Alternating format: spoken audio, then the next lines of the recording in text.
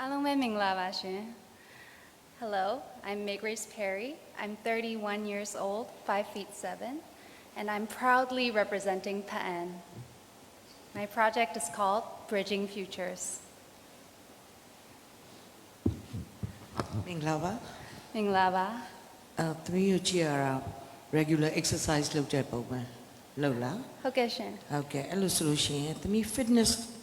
exercise တွေလုပ်တဲ့အချိန်မှာစီကံတကြနေပေါ့နော်သူ့ရဲ့ technically ရလုပ်တယ်ဒါပေမဲ့တခါလေကြာရင် coach တွေကနေပြီးတော့နီးပြတွေကနေပြီးတော့တွန်းအားပေးတဲ့အခါမှာကိုယ်ခံစားရတဲ့ depression ပေါ့နော် stress နဲ့ depression နဲ့ပြင်းမန်းလာတဲ့ခံစားချက်မျိုးရှိခဲ့ဘူးလားရှိခဲ့ဘူးရင်ပြောပြပါလား ဟုတ်ကဲ့ရှင် Thank you for the question. သမီးအနေနဲ့သမီးအားကစားလုပ်တဲ့အချိန်မှာသမီးကိုသမီး challenge ခေါ်တာ For example သမီးနောက်ဆုံး4-minute plank လုပ်တဲ့အချိန်မှာကိုပင်မန်းတယ်လို့မခံစားဘူးဒီကိုရအောင်လုပ်မယ်ဆိုပြီးလုပ်တာပေါ့နော်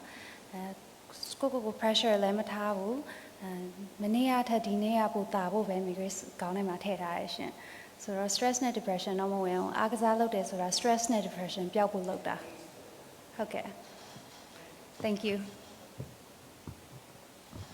မလေးမင်္ဂလာပါ မင်္ဂလာပါရှင် ညီမလေးကတရုတ်ဆောင်လေးလုပ်တယ်ဆိုတော့ညီမတစ်ခုမိမယ်နော် ဟုတ်ကဲ့ ညီမလေးအခု miss နဲ့မင်းသမီးနဲ့အဲ့နှစ်ခုကွာခြားချက်ကိုဘယ်လိုထင်လဲစိတ်ထဲမှာ မင်းသမီးအနေနဲ့တရုတ်ဆောင်တဲ့အချိန်မှာတခြား character တွေကိုပရိသတ်တွေကိုဖော်ပြရတာပေါ့နော်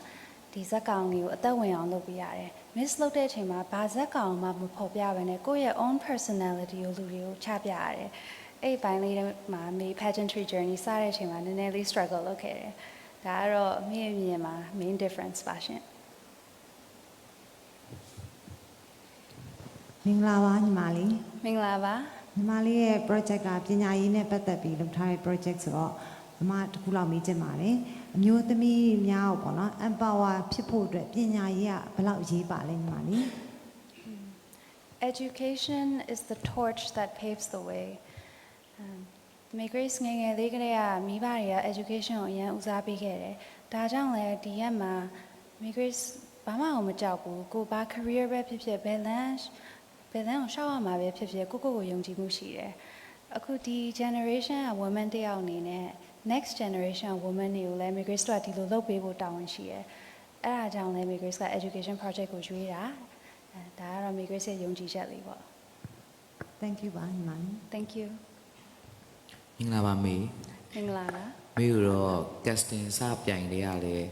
အများကြီးမေးခွန်းတွေမေးခဲ့တယ်ဆိုတော့လေတော်တော်များများသိထားပြီးသားပေါ့နော်ဒီနေ့မှာတော့ထူးခြားအနေနဲ့အဲ့လိုမေးခွန်းတစ်ခုအရင်လို့မဟုတ်တော့ဘဲနဲ့မေကိုတစ်ခုလေးပြောပြစီခြင်းပါတယ်မေကိုအခုဆိုရင်ဒါဒီနှစ်ပွဲမှာစောင့်ကြည့်ရပြည်သက်တွေကလည်းအများများတာကိုမေကိုယ်တိုင်သိမယ်ထင်ပါတယ်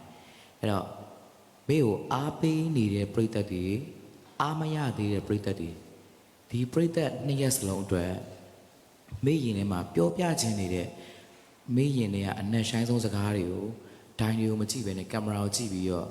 စိတ်ကြိုက်အားရပါရပြောပြတာကိုနားထောင်ခြင်းပါတယ် Okay. Pageantry was a dream of mine, but as you all know, it was a dream I never pursued. To be honest, I was a little scared and I never felt ready enough. My audiences wanted me to start this journey, and I also wanted to fulfill my dreams. I decided not to wait for the day I was ready, because if we keep waiting, when will we ever be ready? I'm trying my best. I have weaknesses, but I will do my best to overcome these and become the May Grace you want me to be.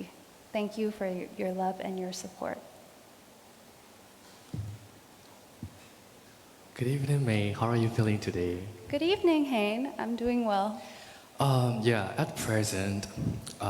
many people in our country are still thinking that pageantry is not important and should not be a priority. How is your advocacy project relevant in proving that perception is wrong? So pageantry and advocacy go hand in hand. And the audience and the platform we get through pageantry is huger than any audience we could encompass on our own. For example, with my project Bridging Futures, if I were to speak about this alone, I'm not sure who would listen. But with the Miss Universe organization behind me, with this title, more people would listen, more people would hear, and more people could help. Thank you.